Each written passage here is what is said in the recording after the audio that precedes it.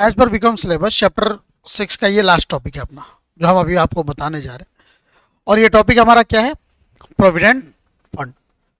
तो सबसे पहले हम जान जाते हैं आखिर ये प्रोविडेंट फंड होता क्या है। इसके पहले इलस्ट्रेशन नंबर 19 में एक आपके पास टॉपिक आया हुआ था प्रोविडेंट फंड से रिलेटेड। क्वेश्चन में इलस्ट्रेशन में था कि एम्प्लॉयर्स कंट्रीब्यूशन है कुछ ऐसा करके, तो मैंने उसको जानबूझ के इग्नोर किया था। वो इसलिए क्योंकि मैंने इसको आपको पढ़ाया नहीं था। वैसे मैं आपको बता दूं तो प्रोविडेंट फंड या कोई भी फैसिलिटी जो प्रोवाइड की जाती है किसके द्वारा? एम्प्लॉयर के द्वारा एम्प्लॉय को, वो कभी भी आपको रेंट फ्री एकोमोडेशन में सैलरी के पॉइंट ऑफ व्यू से उसको ऐड नहीं किया जाता, इसलिए हमने उसको जानबूझ के छोड़ा हुआ था। एनीवेज, हम आते हैं प्रोविडेंट फंड के बारे में हम बात करने वाले हैं, ठीक है। इसको क्या कहते हैं? इसको समर्पित निधि कहते हैं, आई थिंक। नहीं, क्या कहते हैं? भविष्य निधि, सॉरी। इसको क्या कहते हैं हिंदी में? इसको इसको हिंदी में कहते हैं, नहीं,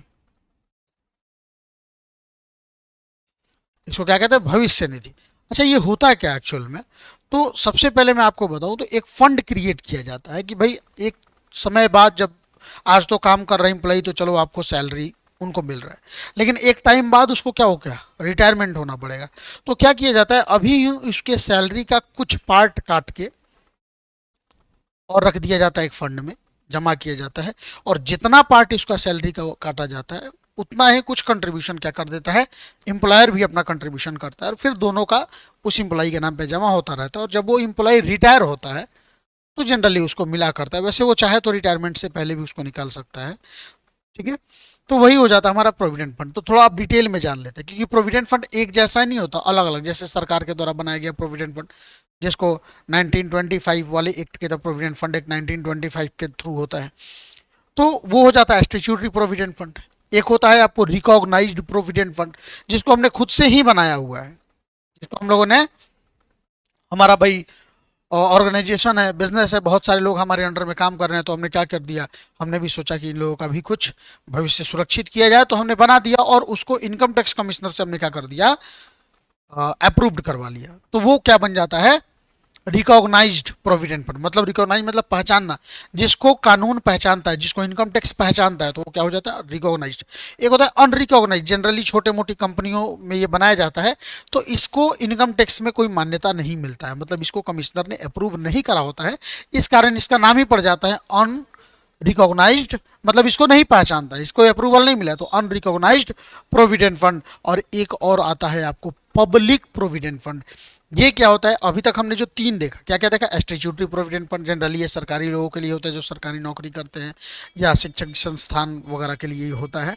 दूसरा आता है हमारा रिकॉग्नाइज्ड प्रोविडेंट फंड, जिसमें प्राइवेट संस्थाएं क्या कर लेती है, अपने एम्प्लॉय के लिए बनाती है और बाद में उसको इनकम टैक्स से अप्रूव करवा दिया जाता है। रिकॉग्नाइज्ड प्रोविडेंट फंड प्राइवेट संस्थाएं बनाती है, लेकिन इनकम टैक्स कमिश्नर से उसको जब अप्रूव नहीं करा पाते हैं, तो क्या बन जाता है वो, अनरिकॉग्नाइज्ड प्रोविडेंट फंड, ठीक है। और एक आता है आपको पब्लिक प्रोविडेंट फंड, यानी कि अभी तक तीन केस में हमने क्या देखा कि इंप्लॉयर एम्प्लॉय रिलेशनशिप होना चाहिए, लेकिन चौथा जो केस है हमारा, कौन सा केस है, ये पब्लिक प्रोविडेंट फंड है। मतलब यहाँ पे आपको इंप्लॉयर एम्प्लॉय की बातें नहीं है, यहाँ पे आपको पब्लिक प्रोविडेंट फंड में इंप्लॉयर क्या करता है, अपना जमा नहीं करता। ये इसमें सिर्फ कौन जमा करता है, इंप्लॉय ही जमा करता है अपने भविष्य को सुरक्षित करने के लिए। तो इसमें जो अमाउंट होता है वो 500 से लेकर 1.5 लाख तक सालाना जमा किया जा सकता है। आप लोग भी चाहे तो प्रोविडेंट फंड 500 के सालाना में खोल सकते हैं, मतलब साल में बस 500 रुपये देने। तो उससे क्या होता है कि जब आपका एक टाइम पीरियड पूरा होगा तो उसके बाद वो आपको सारा का सारा पैसा इकट्ठा, हाँ नहीं नहीं, वो अलग चीज, एलआईसी अलग हो गया, पर ये प्रोविडेंट फंड नाम ही अलग अलग है, ठीक है ना। अब देखिएगा, अब ये लगभग लगभग समरी में मैंने आपको बताया।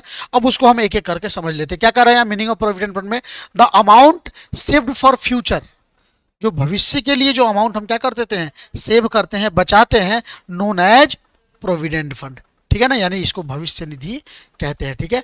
Generally a fixed amount is deducted from salary of employee, मतलब एक फिक्स्ड अमाउंट सैलरी से डिडक्ट कर लिया जाता है, किसके, सैलरी से, एम्प्लॉय के, and deposited in a fund, और एक फंड में डिपॉजिट कर दिया जाता है, नोन एज प्रोविडेंट। मतलब जिस फंड में उस पैसे को काट के जमा किया जाता है वो फंड क्या कहलाता है, प्रोविडेंट फंड।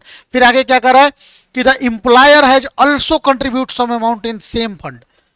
मतलब एक फंड है जिसमें एम्प्लॉय भी डाल रहा है, एम्प्लॉय को जितनी मर्जी, या तो भाई फिक्स्ड अमाउंट काट ले, या एम्प्लॉय चाहता है नहीं हमारा इससे ज़्यादा जमा हो तो वो ज़्यादा जमा करता है, लेकिन एम्प्लॉयर का एक लिमिट होता है, उस लिमिट तक एम्प्लॉयर क्या करता है अपना उसमें, मतलब जमा करता है एम्प्लॉयर, लेकिन किसके नाम पे जमा करता है, एम्प्लॉय के ही नाम पे जमा करता है, ठीक है। तो वही कह रहा है कि एम्प्लॉयर ऑल्सो कंट्रीब्यूट, कंट्रीब्यूट मतलब सहयोग करना, समझिए ना, उसमें शामिल करना। तो contribute some amount in same fund, उसी जिसमें मैं प्रोविडेंट फंड में जो एम्प्लॉय जमा कर रहा था उसमें भी एम्प्लॉयर भी उसी में जमा करता है। And the whole amount of, मतलब पूरा का पूरा जो अमाउंट है, whole amount of this fund is given to the employee on the retirement. कब दिया जाता है, अगर कुछ ना कहा जाए तो रिटायरमेंट पे दिया जाता है। कब, किसके साथ, तो भाई इतने दिन तक जमा हुआ है तो उस पर फ्री में जमा थोड़े ना किया है, इंटरेस्ट मिलेगा तभी तो जमा किया है, along with the interest, ठीक है ना।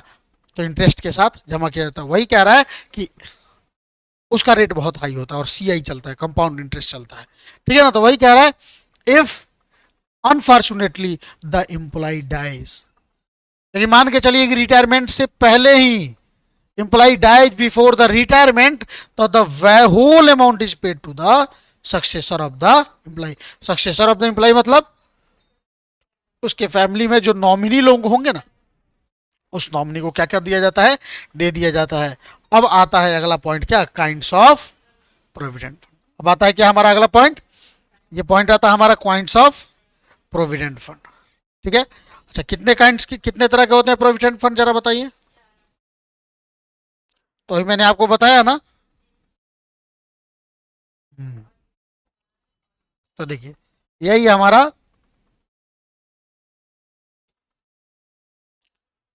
Kinds of provident fund.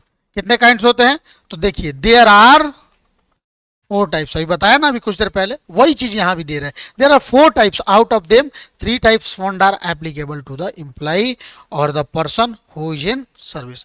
मतलब इसमें से चार तरह का जो मैं आपको बताने वाला हूं, इसमें से तीन तरह का प्रोविडेंट फंड ऐसा होगा जो कहां अप्लाई होगा, जो उन एम्प्लॉय के ऊपर अप्लाई होगा जो सर्विस में हैं, मतलब जो अभी काम कर रहे हैं। तो कौन कौन था वो बताया ना, स्टैट्यूटरी, रिकॉग्नाइज्ड एंड अनरिकॉग्नाइज्ड, तीन वाला, ठीक है ना। और एक जो पब्लिक प्रोविडेंट फंड था वो तो हम खुद से जमा करते हैं, तो चाहे हम सर्विस में रहे चाहे नहीं रहे, है कि नहीं, तो वो चीज़ है अपनी मर्जी। तो वही कह रहा है has to become the members of, तो हाँ फिर आगे क्या कर रहा है, who is in service has to become the member of any one of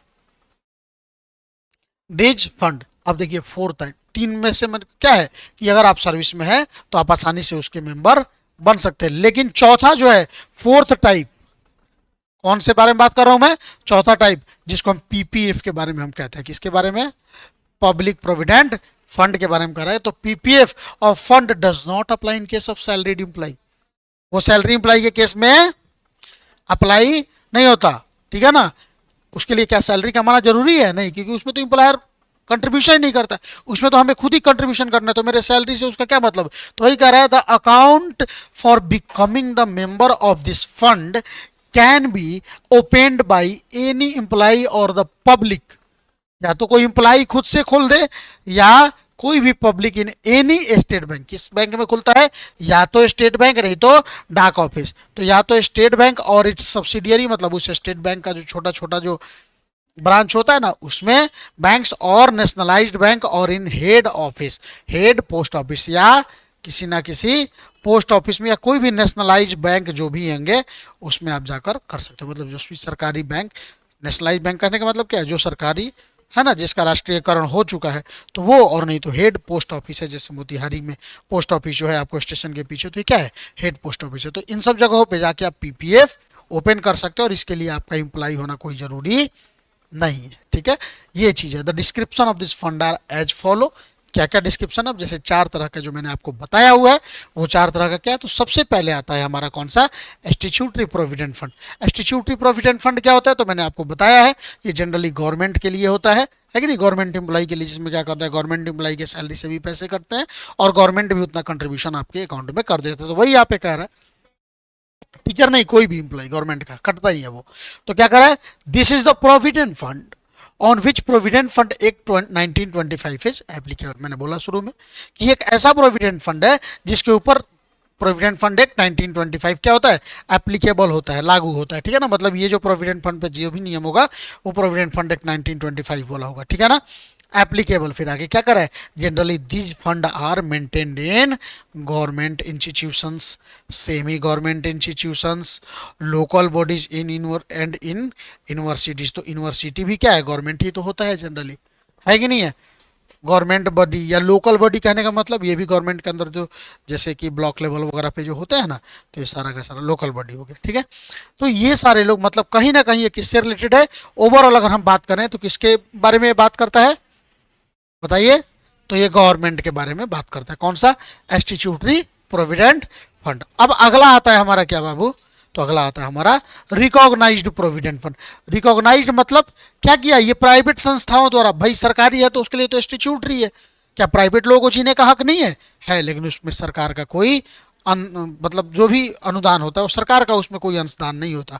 तो उसमें क्या होता है कि जो पब्लिक कंपनियां हैं या जो भी प्राइवेट कंपनियां हैं, उसमें क्या किया जाता है कि जो लोग वहां पे काम कर रहे होते हैं उनके भविष्य निधि के लिए क्या करती है कंपनियां, उनके सैलरी का भी कुछ हिस्सा काटती है, और प्लस अपने तरफ से भी उसमें भी वो भी कंट्रीब्यूशन, मतलब इसी के जैसा अंतर क्या हो जाता है कि वो सरकारी है, ये गैर सरकारी है, ठीक है ना।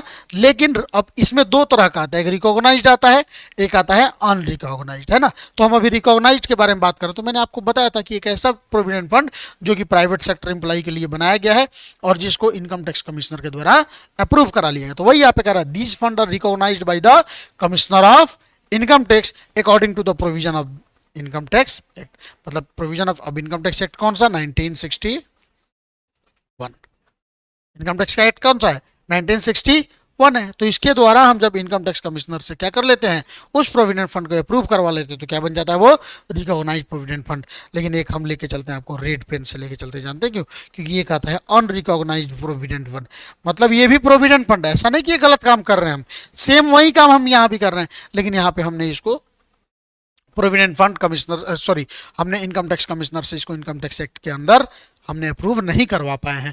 वही कर the provident fund which are not covered under statutory provident fund और recognized provident fund are included in unrecognized provident fund. Generally these fund are maintained by the private institutions and not approved. इसके बारे में कुछ दिया है कि नहीं दिया, आगे नहीं दिया है। एंड इसकी में एक चीज ध्यान रखिएगा, and not approved by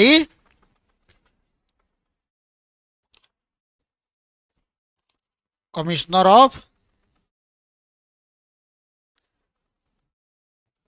income tax, और ये कमिश्नर ऑफ इनकम टैक्स के द्वारा ये अप्रूव्ड भी नहीं होता है, ठीक है ना।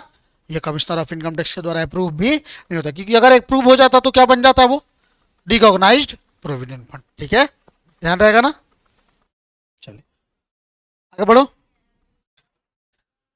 इनकम टैक्स, ठीक है, आगे बढ़ा, इतना समझ में आया। अब हमें पढ़ना है इसके बारे में टैक्स, कि किसके ऊपर टैक्स का कौन सा, मान के चलिए भाई, अब देखिए यहाँ भी सोचिएगा, यहाँ पे फायदा हो रहा है कि नहीं हो रहा है एम्प्लॉई को। सोचिए ना, एम्प्लॉई का क्या हो रहा है, पैसा कट रहा है, लेकिन जितना पैसा कट रहा है सैलरी में से, चलिए कट रहा है कोई दिक्कत नहीं, लेकिन सैलरी के अलावा डबल पैसा आ भी तो रहा है, जितना हम दे रहे हैं उतना गवर्नमेंट भी तो उधर से डाल रही है, एम्प्लॉयर भी तो डाल रहा है। मतलब सोचिए ना, हम 5 रुपये हम डाल रहे हैं, 5 रुपये हमारा एम्प्लॉयर डाल रहा है, तो सैलरी के अलावा ना 5 रुपये आ रहा है। तो अब ये देखना है कि एम्प्लॉयर ने जो 5 रुपया वो डाला है वो हमारे लिए टैक्सेबल होगा कि नहीं सैलरी में, क्योंकि एम्प्लॉयर ऑलरेडी सैलरी दे रहा था, फिर 5 रुपया और दिया है, वो क्यों दिया, इसीलिए ना दिया क्या कि हम उसके एम्प्लॉई हैं। तो ये 5 रुपया सैलरी में इंक्लूड होगा कि नहीं होगा, यही चीज देखना। और प्लस अब 5 रुपया मेरा भी है, 5 रुपया एम्प्लॉयर का भी है। अब ये देखना है टोटल है 10 रुपया, इस 10 रुपये पे क्या होता है, इंटरेस्ट आएगा, इस फंड में उसमें इंटरेस्ट आएगा। तो भाई उस इंटरेस्ट को हम सैलरी में ऐड करेंगे या नहीं करेंगे, टैक्स लगेगा या नहीं लगेगा, और टैक्स लगेगा तो सैलरी में लगेगा या किसी और जगह लगेगा, सवाल बनता है कि नहीं बनता है। तो इसी चीज के बारे में आपके चैप्टर में, आपके क्लास में ये चीजों को पढ़ना है। तो क्या करें यहाँ पे, provision of income tax act regarding provident fund, ठीक है। वहां पे क्या कर रहा है, provident fund has its own importance in computing taxable income, क्योंकि भाई मैंने बताया क्यों जरूरी है प्रोविडेंट फंड का कंपटीशन इनकम टैक्स के लिए, क्योंकि भाई ये अलग से दिया जा रहा है, एम्प्लॉयर इसमें अलग से दे रहा है। हाँ, पीपीएफ में देखिएगा ना, कोई बात नहीं करेंगे, जानते हैं क्यों, क्योंकि पीपीएफ में कोई एम्प्लॉयर देता है क्या, तो एम्प्लॉय का खुद का कटता है, तो ऊपर से तो सरकार कहती है भाई सेविंग करो, सरकार उस पर डिडक्शन भी देगी, आप टेंशन मत लीजिएगा, देखिएगा मैं बताऊंगा आपको सारा।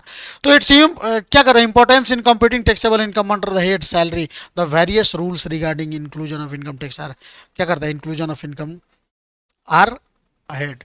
अब देखिए अब क्या है यहाँ पे, क्या क्या है। तो अब एक काम करते हैं, हमने पीपीएफ को एकदम अलग ही कर देते हैं, पीपीएफ का टैक्सेशन हम पढ़ेंगे बाद में, इसको पढ़ने के बाद में अभी हम पढ़ लेते हैं सिर्फ इसका स्टैट्यूटरी प्रोविडेंट फंड, जो कि किसके लिए होता है भाई, गवर्नमेंट के लिए। इसको, ये हमारा अप्रूव्ड है रिकॉग्नाइज्ड प्रोविडेंट फंड, इससे ध्यान रहेगा। और ये हमारा नॉन,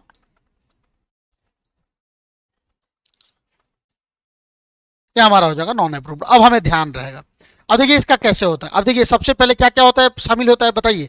तो इसमें 5 चीज शामिल होता है। एक तो क्या, इंप्लाई कंट्रीब्यूट करता है, मतलब इंप्लाई पैसा डालता है उस फंड में।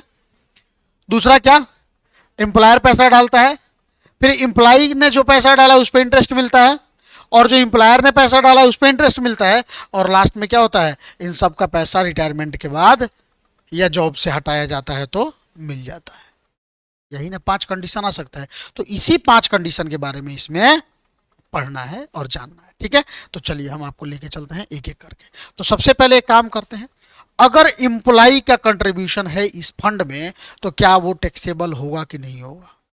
तो देखिए इंप्लाई का जो कंट्रीब्यूशन और कहां से होता है, उसके सैलरी से काटा जाता है, तो सैलरी तो ऑलरेडी मिला हुआ है।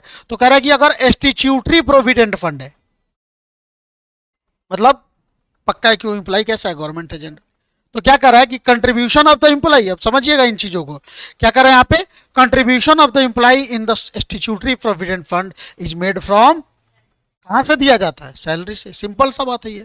क्या कर रहा है, if net salary is paid to employee this amount is added to the in the salary. मतलब कहने का क्या, and in other word salary prior to contribution provident fund include in the head of salary income. कहने का मतलब क्या होता है, क्या कर रहा है, सैलरी प्रायर टू, देखिएगा यहाँ पे कहने का मतलब, यहाँ पे जब नेट सैलरी का बात किया है तो नेट सैलरी मतलब जानते हैं क्या होता है, यानी कि total salary minus provident fund वाला जो कंट्रीब्यूशन इन प्रोविडेंट फंड। तो यदि, तो यानी कि देखिए यहाँ पे क्या होगा, टोटल सैलरी हमारा क्या होगा, जनरली टैक्सेबल होता है। बेसिक सैलरी कहीं एग्जाम्प्ट होता है क्या, नहीं होता, वो तो टैक्सेबल होता है।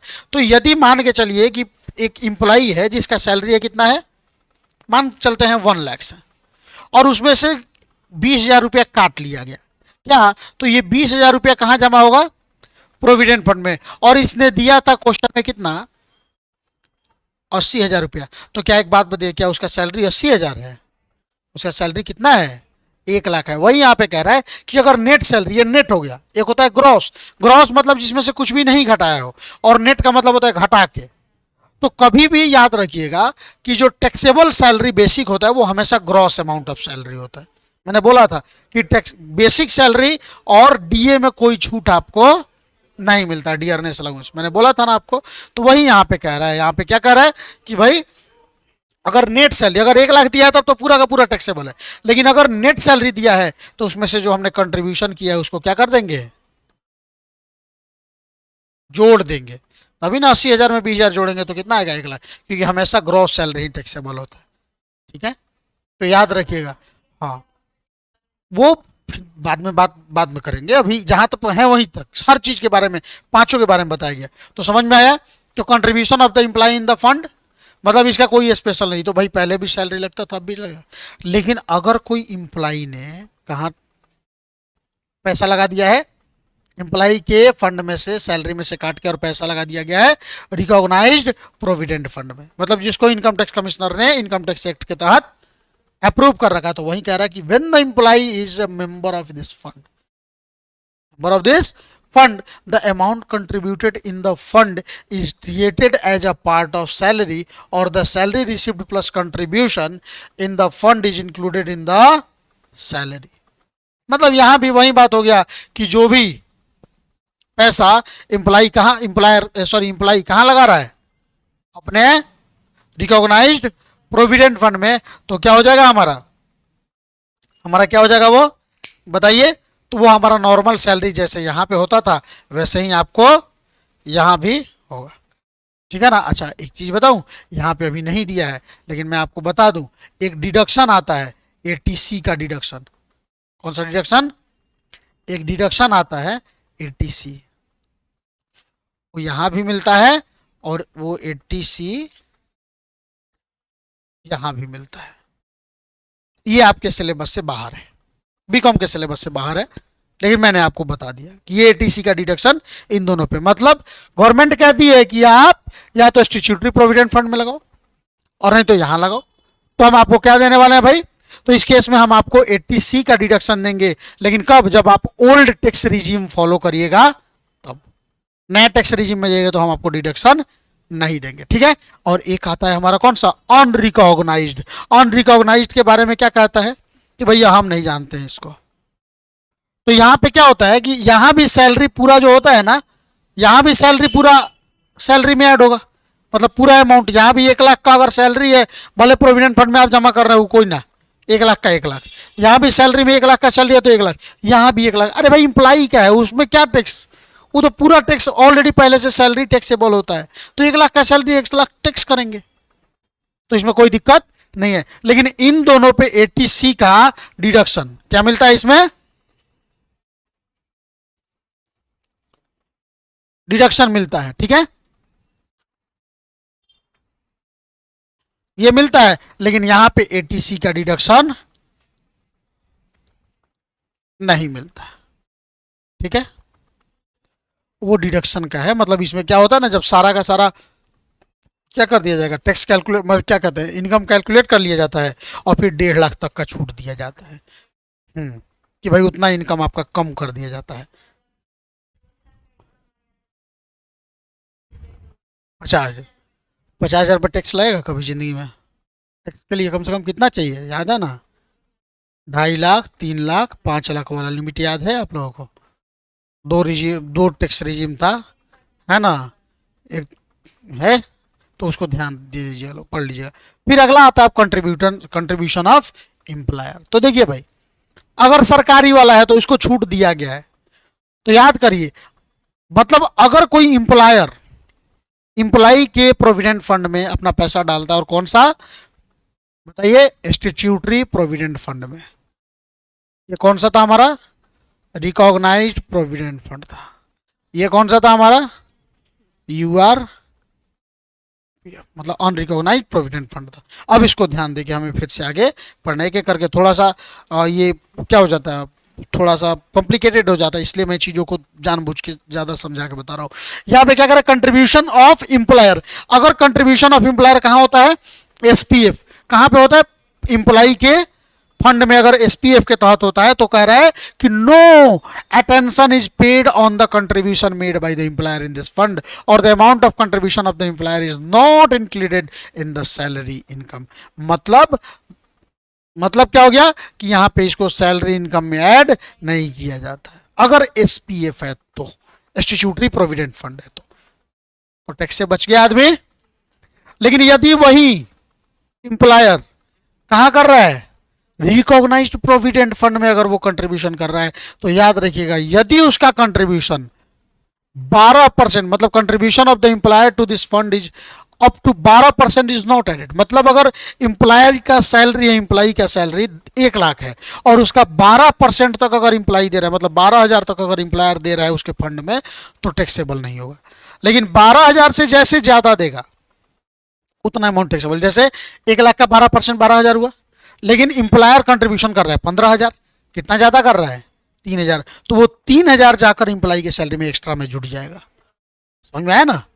तो यहां पे सैलरी का मतलब मैं आपके वैसे बताऊंगा, basic plus dearness allowance, A forming part of retirement benefit, मतलब अगर वो रिटायरमेंट बेनिफिट का वही कंडीशन वाला रहेगा तब, और प्लस कमीशन अगर वो टर्नओवर के ऊपर रहे तो, अगर commission is on fix percentage of turnover रहेगा तो उसको हम सैलरी में ऐड करेंगे। तो टोटल सैलरी निकाल के और देखेंगे कि जो एम्प्लॉयर ने दिया है क्या वो 12% से ज्यादा है या कम है। अगर 12% या 12% से कम है तो कोई भी टैक्सेबल नहीं होगा, लेकिन 12% से जितना अमाउंट ज्यादा देता जाएगा वो सारा का सारा सैलरी में जाके ऐड होता जाएगा सैलरी के नाम पर, ठीक है।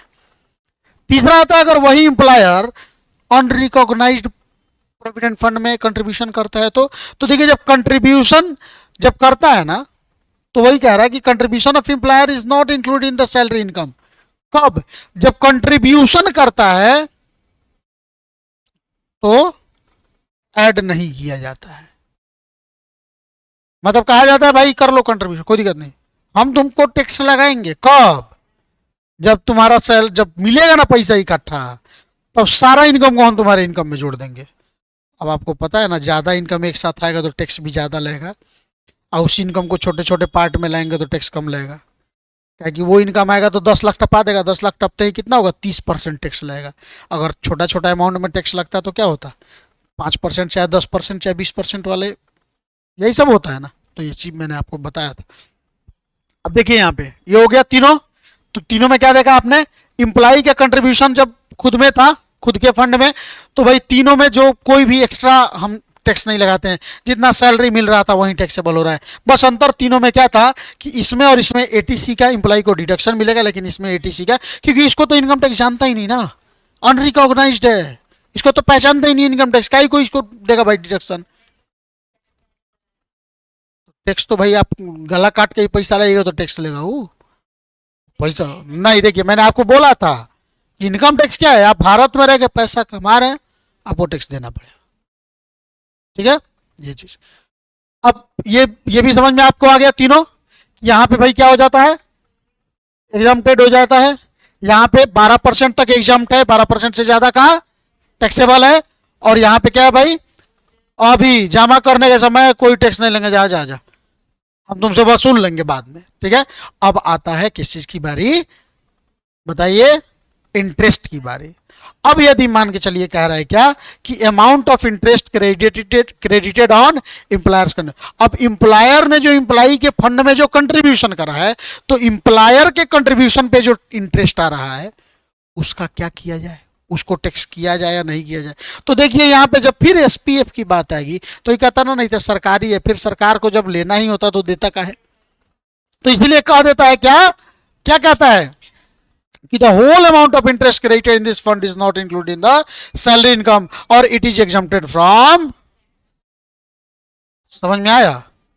ये वाला जो है ना,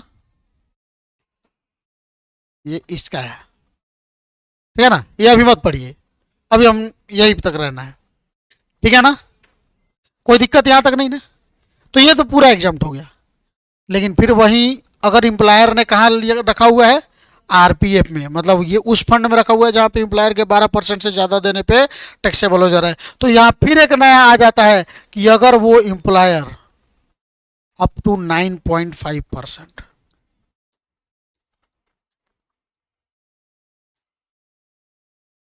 क्या भाई, कि अगर वो employer interest on this fund up to 9.5% is not included in the salaries, मतलब 9.5% तक वो सैलरी में ऐड नहीं किया जाता है salary, the excess amount of interest. अब यहां पे 9.5% ऑफ द सैलरी नहीं कह रहा है, 9.5% ऑफ द फंड अमाउंट, मतलब जो पैसा एम्प्लॉयर ने लगाया है उसका 9.5%। तो 9.5% तक अगर इंटरेस्ट मिल रहा है, गवर्नमेंट उसको इंटरेस्ट दे रही है सालाना, तब तो कोई टैक्स नहीं लगेगा। लेकिन मान के चलिए प्रोविडेंट फंड एम्प्लॉयर ने दिया था इनको, एम्प्लॉय को कितना दिया था, मान के चलिए 10 लाख रुपया, और उस पर इंटरेस्ट काउंट किया गया तो पता चला कि 1 लाख रुपया आया है, तो कहाँ तक माफ रहेगा, 95,000 तक माफ रहेगा। एक्स्ट्रा कितना आया, 5,000 आया ना भाई, 10% के रेट से 1 लाख होगा, और 95,000 तक माफ था।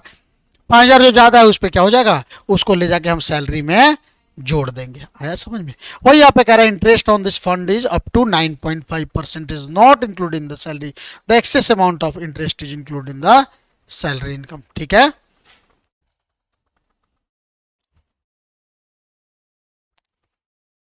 अब देखिएगा, लेकिन वही एम्प्लॉयर अगर कहाँ किया है, अनरिकॉग्नाइज्ड प्रोविडेंट फंड में, तो यहाँ पे क्या कर रहा है, the whole amount of interest on this fund is not included in the salary.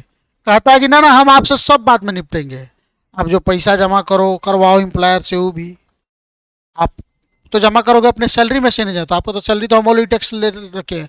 अब टैक्स पे ऊपर टैक्स नहीं ना लगाएंगे बार बार, इनकम पे टैक्स लगता है, टैक्स के ऊपर टैक्स थोड़े लगता है, तो हम नहीं लगाए। लेकिन यहाँ तो भैया आप रख लो, अभी जितना कमाना है कमा लो, लास्ट में तुम सब निपटेंगे। हाँ हाँ, 9.5% तक। अब यहाँ पे देखिए बीच किनारा मत रखिए, ताकि बाद में अगर जाइएगा आपको आपके किताब में हो सकता है कहीं और दूसरे किताब में दे देगा, पहले उसको दे देगा, उसको बाद में दे देगा, फिर दिक्कत होगा। हमें कॉन्सेप्ट समझना है, ठीक है ना। जिसको पहचानते नहीं है उसको आइए ना, जब मिलिएगा तब हम आपसे निपटेंगे, अभी हम कहाँ निपटे, आप तो जानते भी नहीं हैं हम आपको, है ना। तो वो चीज़ है। लेकिन अगर मान के चलिए amount of interest credited on implies contribution, मतलब इम्प्लायर ने भी किया था, इम्प्लाई ने भी किया, तो इम्प्लाई करेगा तो उसके ऊपर भी इंटरेस्ट लगेगा, तो उसका भी समझिए कि क्या कह रहा है, exempt up to a certain limit. लेकिन उस पर क्या होता है, एक सर्टेन लिमिट तक एक लिमिट दिया जाता है, जो लिमिट हम आगे नीचे बताने वाले हैं आपको।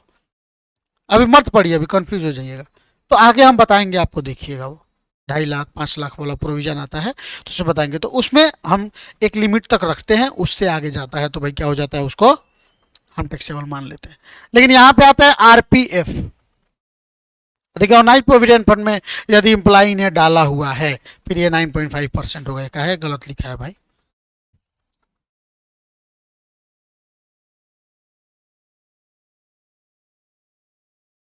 क्या,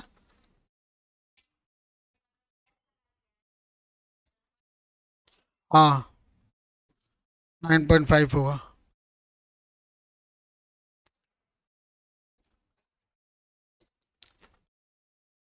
अब यहाँ पे कितना होगा भाई, तो जरा बताइए।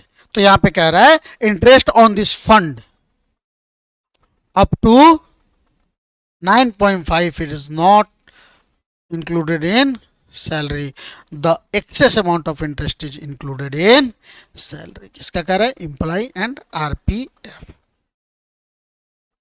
इम्प्लाई एंड आरपीएफ, ठीक है ना। कोई दिक्कत यहाँ पे नहीं ना। अब चलिए आगे बढ़े। अब आता है किस चीज का, इसमें अब इम्प्लाई के कंट्रीब्यूशन में भी अगर मिल रहा है तो फिर यहाँ पे क्या कहेगा, कब निपटेंगे, अंत में निपटेंगे, आप टेंशन मत लो। लेकिन इसके बारे में हम आपसे बात करेंगे, ठीक है।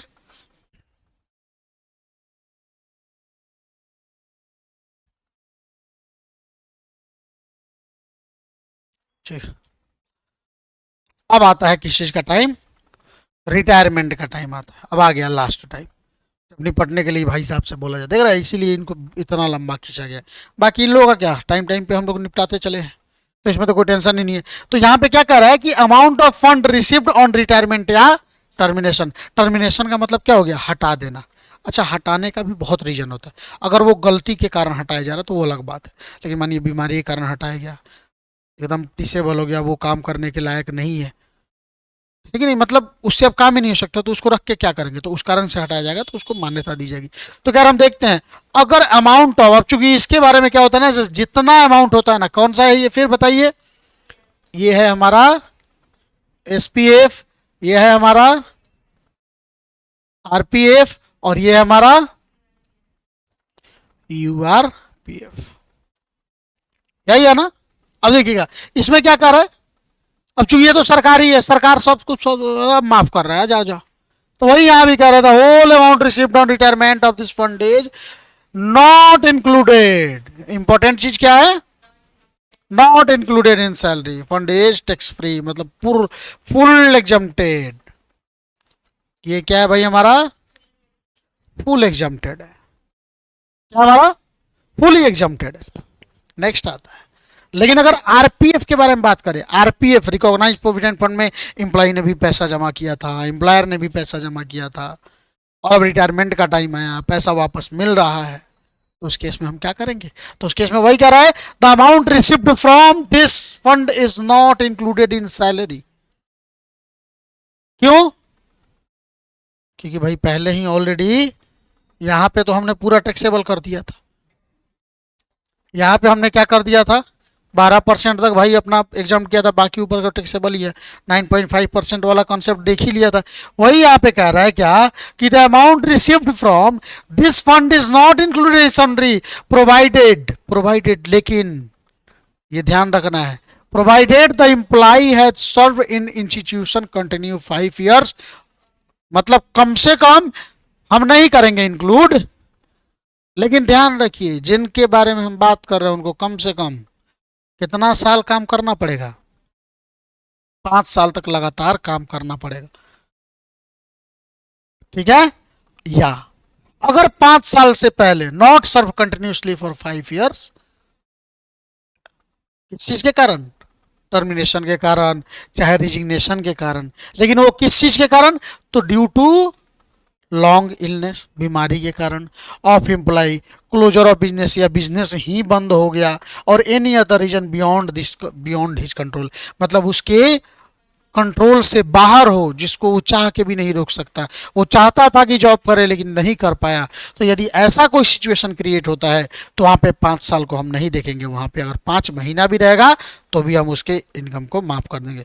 लेकिन अगर उसने इसके अलावा किसी अन्य कारण से जॉब छोड़ दिया, जॉब चेंज कर दिया, है कि नहीं, या उसको जॉब से निकाल दिया गया, तो समझिएगा कि उसको जो भी पैसे मिलेंगे वो कहाँ हो जाएगा, सैलरी में ऐड करके टैक्स लिया जाएगा।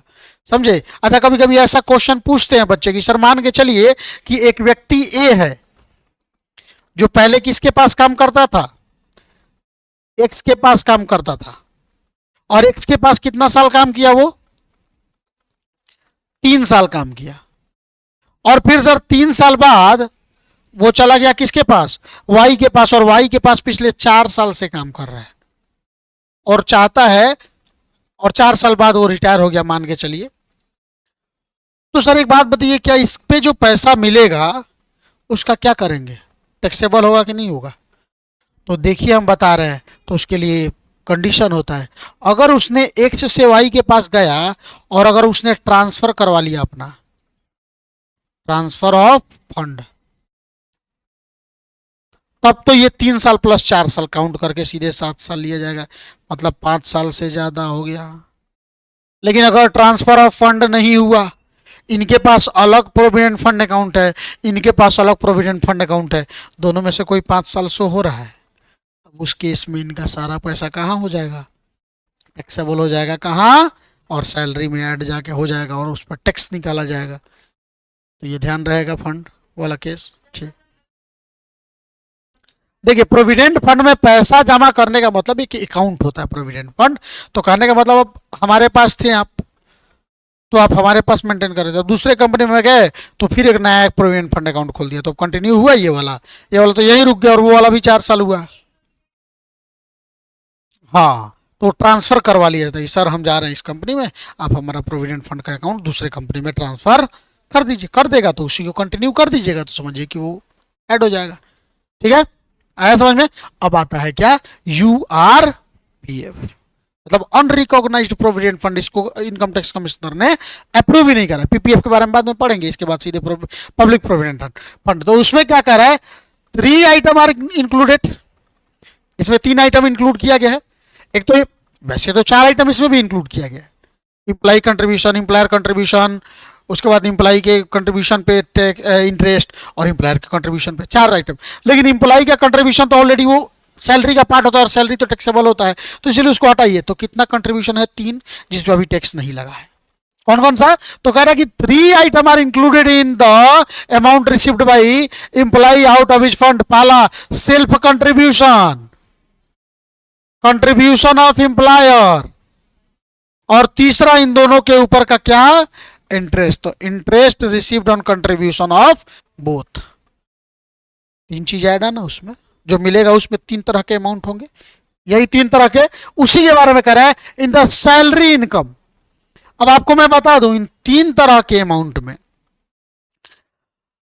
जो इंप्लायर का जो कंट्रीब्यूशन है वो, और इंप्लायर के कंट्रीब्यूशन पे जो इंटरेस्ट मिला है वो, उनके सैलरी में जोड़ दिया जाएगा और टैक्स किया जाएगा। समझ में आया, कौन कौन सा, उनका इंप्लायर और इंप्लायर के कंट्रीब्यूशन के ऊपर जो इंटरेस्ट मिला है उसको लाके सैलरी में ऐड कर दिया जाएगा। और जो इंप्लॉय का कंट्रीब्यूशन है उस पर तो कोई टैक्स नहीं लगा, कि वो ऑलरेडी हो चुका है, वहां पे पहले ही शुरू में हो चुका था। वो सैलरी तो भाई शुरू में ही टैक्सेबल हो जाता है। बच गया क्या हमारा, इंप्लॉय के ऊपर का कंट्रीब्यूशन के ऊपर जो इंटरेस्ट होता है वो, तो उसको अदर सोर्स में, इनकम फ्रॉम अदर सोर्स बताया था ना 5 हेड्स ऑफ इनकम, उसमें इनकम फ्रॉम अदर सोर्स में जाकर ऐड कर दिया जाता है। वही यहां पे कह रहा है इन the salary income contribution of employer. अब यहां पे देखिएगा, मैं कलर चेंज करके मैं आपको बता रहा हूं। In the salary income contribution of the employer and interest thereon is included. Salary income में क्या किया जाता है, एम्प्लॉयर का कंट्रीब्यूशन और उसके ऊपर इंटरेस्ट मिलने वाला जो मिला है वो कहां कर दिया जाता है, वो सैलरी इनकम में कर दिया जाता है। और कह रहा है कि if share of employer is not given, मान के चलिए इसमें नहीं बताया गया कि कितना एम्प्लॉयर का है कितना एम्प्लॉय का है, अगर ये नहीं बताया गया तो उस केस में वही कह रहा है कि if share of employer is not given, half amount of fund and half amount of interest is included in the salary of employee. मतलब आधा आधा अमाउंट क्या करेंगे, जैसे 10,000 मिला था, कुछ नहीं दिया था कि एम्प्लॉयर का कितना एम्प्लॉय का कितना है, तो हम 5,000 एम्प्लॉयर का मान लेंगे, 5,000 एम्प्लॉय का, तो 5,000 को कहाँ भेज देंगे, सैलरी में जाकर ऐड कर देंगे। और फिर आगे कह रहा है क्या बच्चों, तो वो आगे कह रहा है कि इंटरेस्ट ऑन सेल्फ कंट्रीब्यूशन, मैंने बोला ना, अब अपना जो कंट्रीब्यूशन किया था वो तो ऑलरेडी शुरू में टैक्सेबल हो गया है, लेकिन हमारे कंट्रीब्यूशन के ऊपर टैक्स अलग इंटरेस्ट आया ना, तो वही कह रहा है यहाँ पे कि interest on self contribution is taxable under the head of income from other source. अभी तो बताया कहां पे कर दिया जाता है, इनकम फ्रॉम अदर सोर्स। आया समझ में, बताइए यहां तक कोई दिक्कत किसी को, पक्का समझ में आ जाएगा ना। तो ये चीज था हमारा टोटल क्या था, प्रोविडेंट फंड का। लेकिन इसके बारे में थोड़ा सा नोट दिया हुआ है।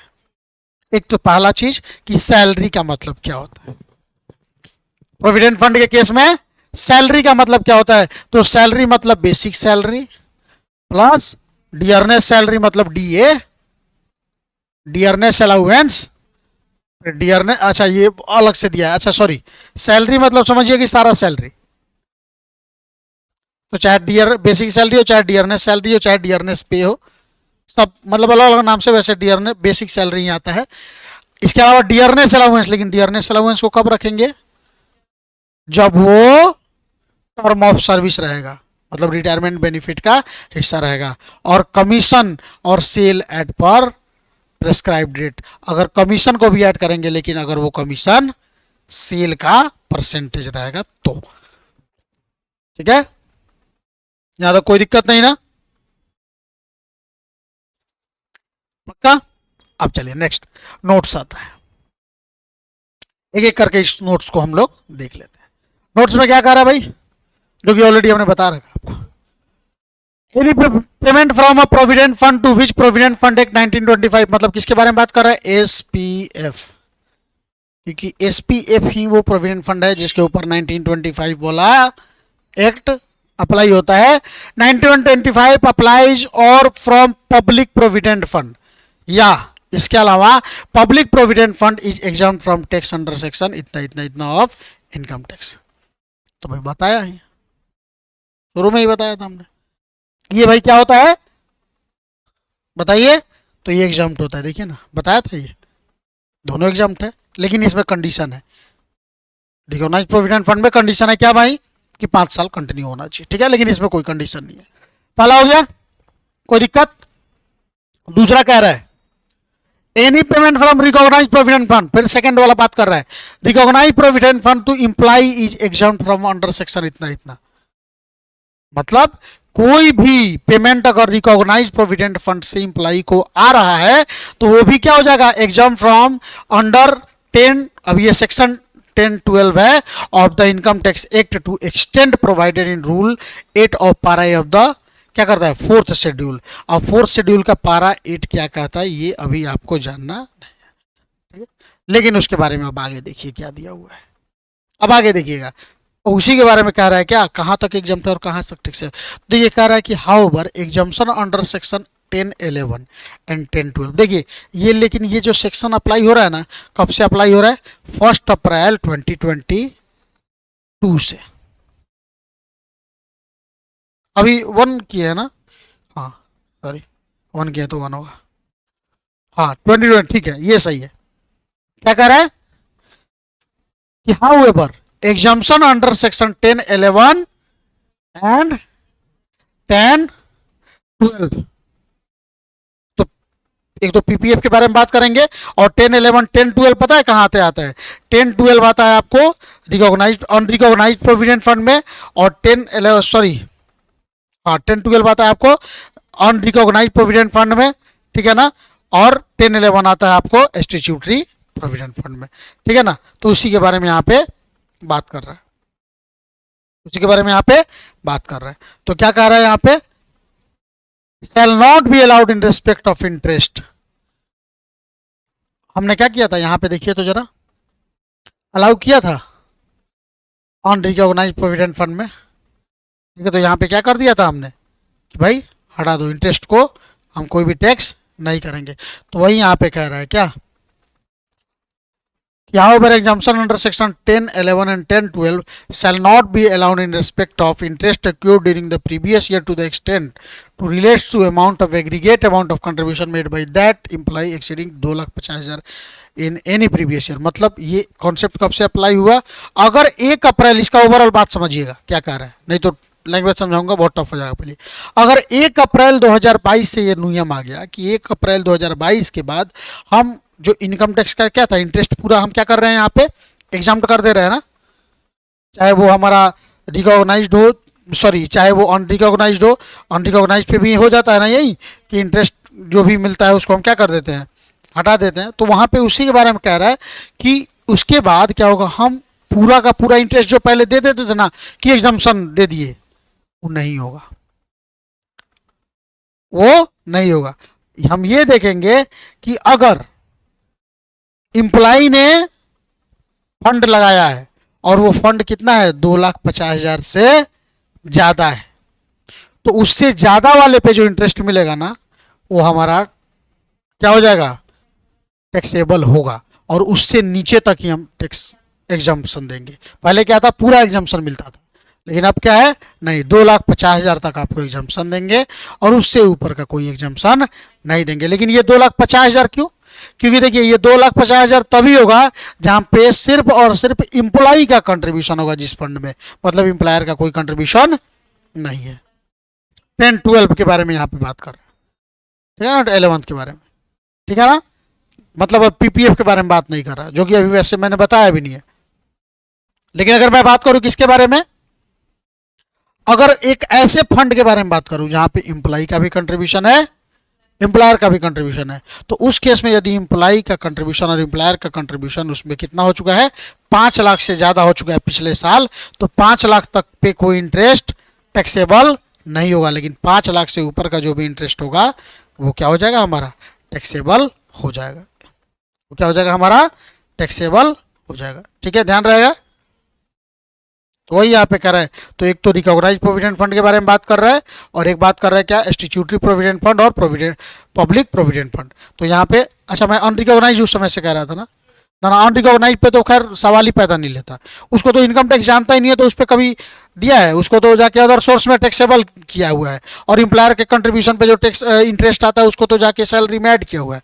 तो एक तो होता है किस किस चीज़ पे, स्टैट्यूटरी प्रोविडेंट फंड को हमने बिल्कुल किया है, टैक्स फ्री किया है, लेकिन टैक्स फ्री कहाँ तक होगा, आप 2.5 लाख तक ही, सॉरी 5 लाख तक ही, क्योंकि भाई स्टैट्यूटरी प्रोविडेंट फंड में एम्प्लॉयर भी होता है और एम्प्लॉय भी होता है, तो इसलिए हम 5 लाख तक हम टैक्स फ्री रहेंगे। और 5 लाख से ऊपर जैसे कंट्रीब्यूशन पे आएगा, जैसे मान लीजिए 6 लाख हो गया और उसके ऊपर जो हो रहा है उसमें हम क्या कर देंगे, टैक्सेबल कर देंगे। समझ में आया? तो ये चीज़ हो गया recognize provident fund, public provident fund and statutory provident fund के केस में। अनरिकॉग्नाइज पे तो कोई दया दृष्टि नहीं दिखाया जाता है। समझ में आया? तो वही चीज़ है जो आपको आज बताना था। तो ये तीनों चीज़ आपके पूरे प्रोविडेंट फंड को ख़त्म कर दिया। अब आता है पब्लिक प्रोविडेंट फंड, तो इसके बारे में भी मैंने आपको बता रखा है, थोड़ा बहुत है तो मैं आपको इसको बता देता हूँ। पब्लिक प्रोविडेंट, तो एग्जाम्पल, चलिए आप लोग एक काम करिए, तो घर से आप एक काम करिए, एग्जाम्पल बना के आइए और कल आइए। तो कल एक टॉपिक बच रहा है चैप्टर नंबर 6 का लास्ट, कौन सा है, पब्लिक प्रोविडेंट। इसके बाद तो खत्म हो गया ना, हाँ इसके बाद खत्म हो जाएगा, तो चैप्टर नंबर 7 फिर हम स्टार्ट कर देंगे। ठीक है, तो आज के लिए रहने देते हैं। नेक्स्ट क्लास में हम पढ़ेंगे कौन सा, पब्लिक प्रोविडेंट फंड। ओके।